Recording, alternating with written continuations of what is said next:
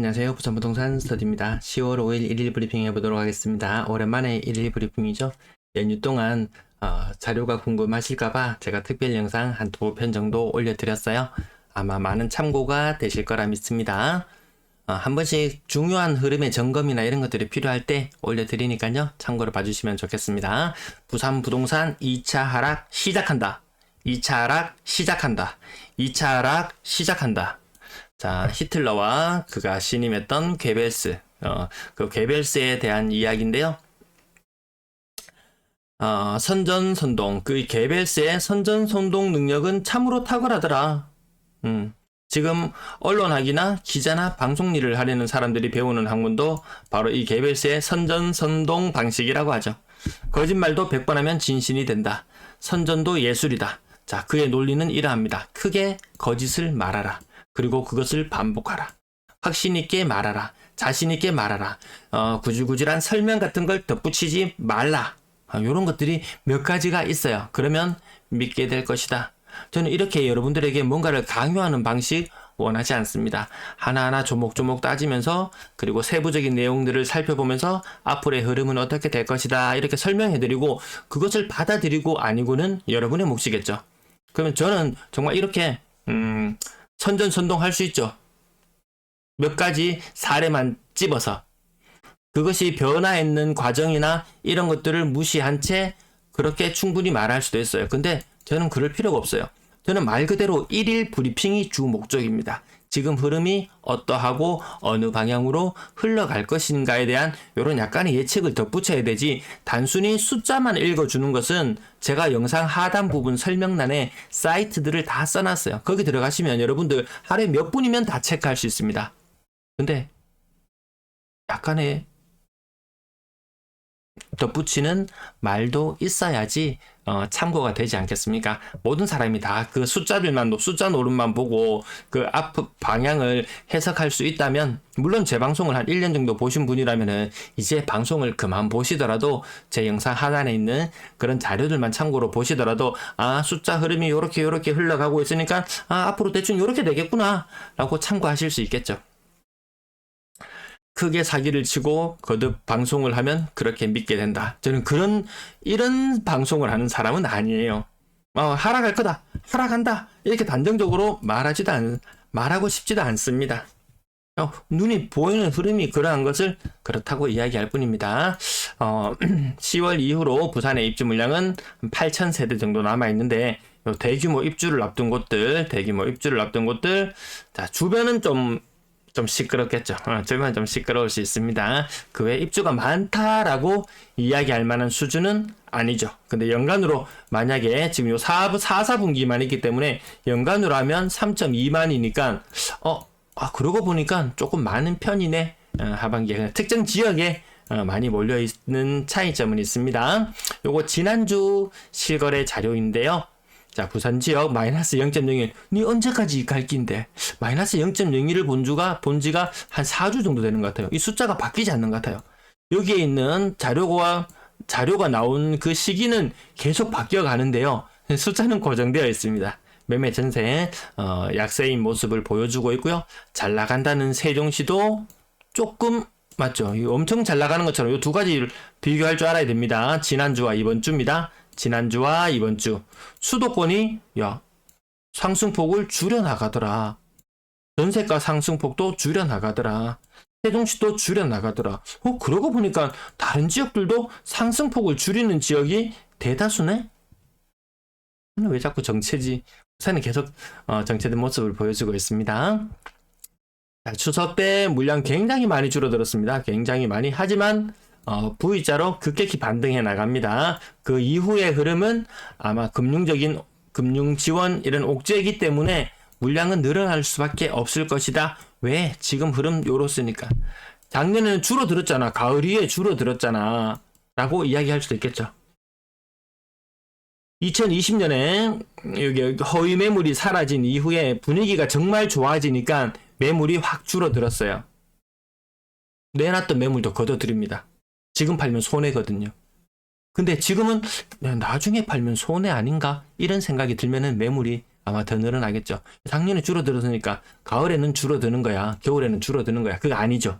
작년에는 조정재생제 해제되고 뭐 그 말씀 너무 많이 드려서 자, 이 부분 조금 지나갈게요. V자 금방 회복하고 그 이후의 흐름을 또 변화가 생기면 살펴보도록 할게요. 거래량 212건. 자, 이 상태로 간다면 거래량은 이번 달 거래량은 2,300건 정도 나올 것이다 라고 이렇게 예측하고 바라봅니다. 야, 그러면 지난달이랑 거래량 비슷한데 빚내서 한창 집 많이 사던 요 시기인데요. 9월달이 8월에 거래량과 비슷하다? 8월도 빚 많이 냈고 9월도 빚 많이 냈습니다. 갑자기 이때 가계부채가 급격하게 늘어나는 그런 모습을 보여줬었죠. 네. 삼익빛이 고점 대비 15%, 대형 평형은 20% 정도 빠져줬었는데 가격이 조금 더 올랐구나 이런 느낌 듭니다. 비싼 아파트들 신고가 뭐 이렇게 끝에 차트 끝자락을 보면은 야 대단해요라고 이야기할 수도 있지만 굳이 안 그래도 괜찮겠더라. 네. 그리고 비싼 아파트들 9월 20일 요쪽 계통은 뭐 특례하고는 상관없이 워낙 있는 사람들 그들만의 영역이고 한 9억 아래쪽에서 한 6억부터 9억까지 9월 20일 이후에 특례 요 가격대부터 보면 되겠네요.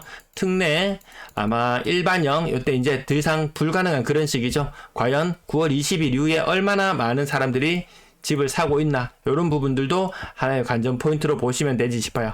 자, 이렇게 보시면은 그 숫자의 비중은 아마 조금 줄어들지 않을까 향후에. 지금은 아직까지 좀 나오고 있네요. 특례빨이 사라진 이후에 그 6억 이상 한 9억에 해당하는 아파트들 9월 20일 이후에 부산은 많습니다. 아직까지 많습니다. 정말 아직도 야 이거 마지막 특례로 살 수 있는 마지막 기회야 라고 생각하고 있는 그런 사람들, 제가 예전에 말씀드렸죠. DSR이 순차적으로 진행되던 시기에 더 이상 대출 받기가 힘들어지는 사람들, 지금이 살 수 있는 마지막 기회다라고 사고 나서 그 DSR이 본격 3단계가 도입되고 난 이후에 금리 인상기와 맞물려서 집값이 폭삭, 거래량이 폭삭 이렇게 되는 현상이 있었거든요. 지금 마지막 기회야 라고 생각했던 사람, 정말 그것이 정말 마지막 기회가 된다면 그 다음 후발주자들이 따라와주지 못한다면 그런 부분까지도 조금 길게 생각해야 되죠. 하루 이틀 보고 장사하는 거 아니잖아요.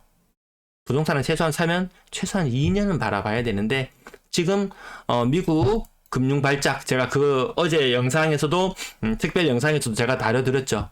뭐 채권 금리가 굉장히 치솟는다든지 그렇게 위태위태한 부분, 한번 미국이 기침하면 우리가 독감 걸리는 그런 형식. 돈은 미국이 5만 장 우리나라보다 훨씬 더 많이 풀었음에도 불구하고 결국 그네가 조금 아프면 우리는 작살나더라는 것을 어제 봤어요. 채권 금리 뭐 선물 기준으로 10년물 채권 금리 이거 뚫고 올라갔죠. 뭐 8점 몇 % 상승하고 이랬습니다. 이런 일을 저는 본 적이 없어요. 저는 본 적이 없습니다. 야 무섭더라. 주가 지수 뭐 코스닥이 4%가 빠진다든지 이런 모습들을 봤을 때 야 좀 위기감이 들지 않던가요? 야 우리 앞에 어떤 일이 닥칠지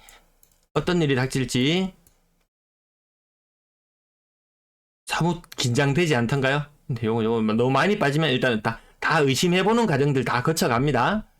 부산은 평균적으로 26%, 예, 요 정도. 연산자이처럼 요 정도. 7억 천까지 갔던 것이 5억 2천. 7억 천까지 갔던 것이 5억 2천.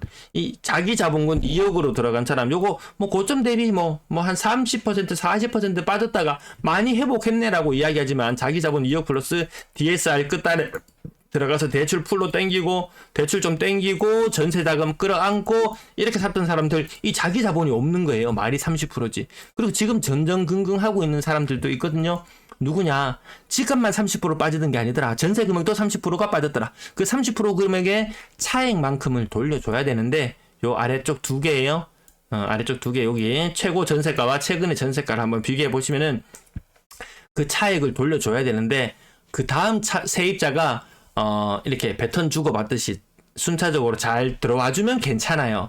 근데 그것이 안 되고 공백이 생기면 곤란을 겪는 사람도 있죠. 평균 26%로 보면 일반 국평 기준으로 일반 서민층이 접근할 수 있는, 근데 5억짜리가 무슨 서민층? 그렇게 얘기하기 좀 그렇죠. 예. 아무튼 평균적으로 요 정도 빠지는 모습 계속 지켜보시면 되는 것 같습니다. 크게 뭐 계속 올라요, 반등해요, 매물 다 나갔어요, 급매 다 나가세요, 빨리 사세요, 그런 말이 매번 들려오지만 가격은 계속 정체되어 있더라. 더 이상 올라갈 힘이 보이지 않더라. 집값이 오르는 그것보다 대출금리 오르는 속도가 더 빠르더라. 예. 5억을 대출 냈어요. 대출 금리 지금 한 5% 정도 생각해야 돼요. 이거 내 돈 2억 플러스 5억, 지금 많이 반등한 상태에서 5억. 자, 이렇게 집을 한 7억짜리 집을 한번 질렀다고 생각해 보세요. 이 10년 동안 이자 얼마 갚아야 됩니까? 원리금 얼마나 갚아야 됩니까? 장난하게 갚아야 됩니다. 이 특례 받아서 좋아한다고 특례 일반형도 지금 4.7% 이 끝자락에 받은 사람들 아마 요 정도 수준으로 아마 특례 받았지 싶은데요. 거의 5%라고 네, 계산해 보시면은 한 10년 살고 나면은 거의 집값이 2배는 돼줘야 되는데 집값이 만약에 뭐 한 1억만 빠졌다. 1억만 빠졌다면 자기 자본 일단 절반 녹아내리죠. 그리고 그 자기 절반의 자본금에 해당하는 금액만큼을 원리금이라는 이름으로 은행에 쎄 빠지게 밀어 놓고 나면 남는 게 없더라. 정말 2배, 3배 뭐 폭등 바라고 지금 하시는 거 아니죠. 경제가 잘 성장하고 중국발 좀 버프도 좀 받고 좀 요런 시절에 좀 가능했지. 지금 다 오른다 그러는데 월급 안 오르죠. 월급 막 정체되는 현상 느낄 거예요. 뭐 공장에 다니시거나 이러시는데 뭐 잔업이나 이런 것들이 점점 사라지기 시작하고 뭐 주 52시간제만 해도 사람들 야, 일 더 시켜달라고 난리였어요. 잔업수당이나 이런 것들이 너무 줄어들어 버리니까. 근데 그 잔업마저도 주 52시간에 막히는 것이 아니고 또 다른 이유로 이렇게 막혀버리면 실질 임금이 감소하는 그런 현상 느끼실 거예요. 네, 뭐 거의 40% 빠지는 거 와이카입니까? 왜 이리 나옵니까 자꾸? 여기도 40%죠? 여기도 바로 위에도 요것도 40% 빠졌죠. 중개거래 아니죠? 직거래 아니죠? 중개거래입니다. LG 메트로시티 4억 9,500. 근데 그전에도 그 정도 금액 있었어요. 계속 요 상태 유지입니다. 이 연식에 따라서 좀 차이가 나요. 연식 좀 세팅이고 더 많이 선호하고 좀 그러면 되는데 자, 나머지 오늘 거의 많아가지고 다 살펴보진 않고 대충 요 정도만 살펴볼까요? 대충 뭐 평균 26% 요 정도 느낌 아시죠? 네. 뭐 물론 이렇게 조금 변동이 조금 있는 것은 보면은 오를 때 남들하고 다 같이 많이 못 오르는 그런 것들이 하락률이 적게 느껴지지만 오를 때도 상승폭이 적었다는 부분들 아마 아실 거예요. 나머지 자, 가격 부분은 조금 건너뛸게요. 자, 가격 그래도 캡처는 다 했습니다. 일일이 다 했습니다. 간단 거래대금 4억이고요. 거래량은 여전히 빙하기더라. 아마 올해 최대의 거래량이 될 듯한 9월의 거래량조차도 지금 열심히 달리고 있지만 여전히 빙하기더라. 나아지지 않더라. 이 엄청난 기대감을 안고 있을 때 대선 이후의 거래량이 2,200건 정도. 지금 마지막 돈 풀기나 이런 것들이 정점에 이르렀던 시점에 거래량이 2,200~300건 정도. 이게 뉴 노멀이라고 제가 볼 수 있다고 말씀을 드렸죠. 예. 이제 앞으로 거래량이 많을 때는 2,200건대, 거래량이 폭삭했을 때는 1,000건대. 이것을 꿀렁꿀렁 해나간다면 과거 같은 폭등 이런 것은 생각하기 힘들겠죠.